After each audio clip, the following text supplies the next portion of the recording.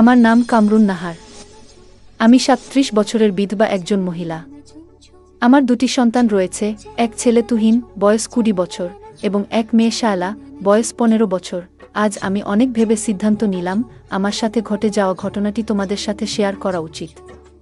তাই বন্ধুরা, আজ আমি তোমাদের যে সত্য ঘটনাটি বলতে যাচ্ছি, সেখানে আমি এবং আমার ছেলে তুহিন রয়েছি। আমার বাবা মদে আসক্ত ছিলেন। আমার মা আমার শৈশব বয়সেই মারা যান। এরপর আমার বাবা কৈশোরে আমাকে বিয়ে দিয়ে দেন। কয়েক বছর পর আমার ছেলে তুহিনের জন্ম হয় এবং পরে আমার একটি মেয়েও হয়। ৩ বছর আগে আমার স্বামী দুর্ঘটনার কারণে মারা যান। আমি পুরোপুরি ভেঙে পড়েছিলাম, তবে শ্বশুরবাড়ির লোকেরা অনেক সাহায্য করেছিল। আমি একটি দোকান খুললাম যাতে ছেলে মেয়েদের নিয়ে ভালো থাকতে পারি। সবকিছু ঠিকঠাক চলছিল, তবে প্রত্যেক মহিলার কিছু চাহিদা থাকে। রাত আসলে আমি নিজেকে খুব অসহায় মনে করতাম অন্য কারো সাথে সম্পর্কে জড়ানোর ক্ষেত্রে। আমি ভয় পেতাম। এই অসহায়তাকে আমি আমার ভাগ্য হিসেবে মেনে নিলাম এবং সারা জীবন এভাবেই কাটানোর সিদ্ধান্ত নিলাম।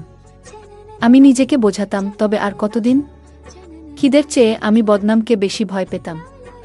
তাই আমি আমার মনের খিদে কখনো প্রকাশ করিনি। তবে প্রায় ১ মাস আগে এমন কিছু ঘটনা ঘটে যা আমার মনের খিদে আবার জাগিয়ে তোলে।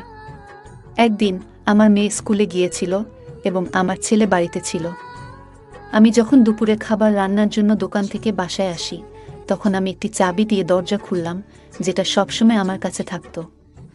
ভিতরে তুহিনের ঘরের দরজা অর্ধেক খোলা ছিল এবং সে বিছানায় শুয়েছিল।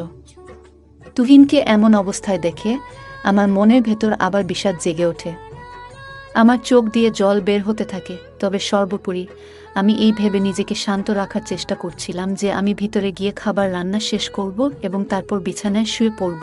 কিন্তু আমার চোখের সামনে এখনো তুহিনের অস্তিত্ব ভেসে আসছিল। আমি নিজেকে নিয়ন্ত্রণ করতে পারছিলাম না। আমি আমার ইচ্ছেকে নিজেই শান্ত করার চেষ্টা করলাম, কিন্তু তবুও মন মানতে চাইছিল না। আমি ভাবছিলাম, সে তো আমার ছেলে। মা হয়ে আমি কিভাবে এসব চিন্তা করি? এ সময় নিজেকে খুব অপরাধী মনে হচ্ছিল। তবু আমার মনের গভীরে একটা ব্যথা ছিল। সেই কষ্টকে নিবারণ করার জন্য আমি অনেক কিছু চিন্তা করছিলাম। এইসব ভাবতে ভাবতে রাতে আমি ঠিকভাবে ঘুমাতে পারিনি। আমার খুব ইচ্ছে করছিল তুহিনকে দিয়ে লাগাতে। রাত প্রায় ১০টা বাজে। আমি আর শায়লা এক রুমে ঘুমাতাম। আমাদের বাড়িতে ২টি রুম ছিল। আমি ঘুমের ভান করে শুয়েছিলাম। হঠাৎ তুহিনের রুম থেকে শব্দ আসলো। তুহিন উঠে বাথরুমে চলে গেল। আমি মনে মনে ভাবছি, আজকের এই সুযোগ কাজে লাগাতে হবে। একটু পরে আমিও বাথরুমে চলে যাই। গিয়ে দেখি উনি চোখ বন্ধ করে আমার নাম ধরে ধরে কাজ করছে। আমি কিছুক্ষণ দাঁড়িয়ে রইলাম।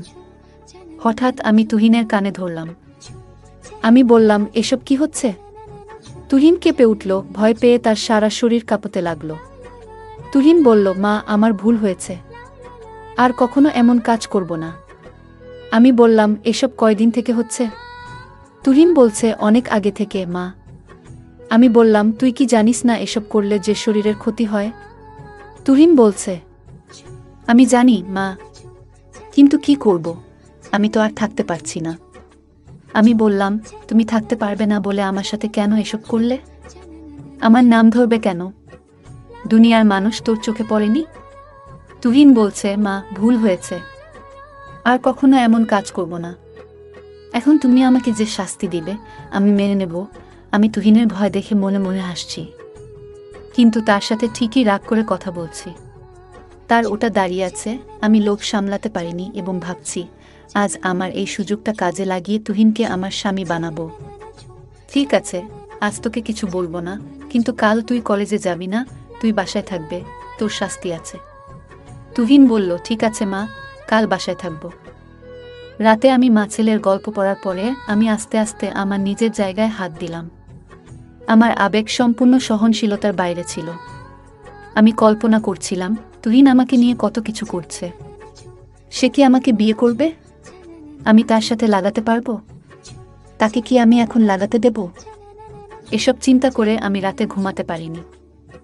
দেখা যাক সকালে কি হয়।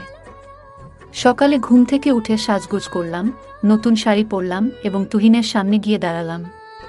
তুহিন আমাকে দেখে কিছুক্ষণ থেমে রইল, তারপর বলল, তুমি এত সুন্দর লাগছো, আজকের দিনটা আমার জন্য বিশেষ হবে। আমি তার কথা একটু লজ্জা পেলাম, কিন্তু একই সঙ্গে আমার মন আরও উত্তেজিত হয়ে উঠল। আমরা কিছু কথা বললাম, কিন্তু আমার মধ্যে একটা অদ্ভুত অনুভূতি হচ্ছিল, যেন কিছুই আর আগের মতো নেই। তুহিন আমার দিকে এক দৃষ্টিতে তাকিয়ে থাকলো, আর আমি ভাবছিলাম, এই দিনটি কি আমার জীবনের সবচেয়ে গুরুত্বপূর্ণ দিন হতে যাচ্ছে।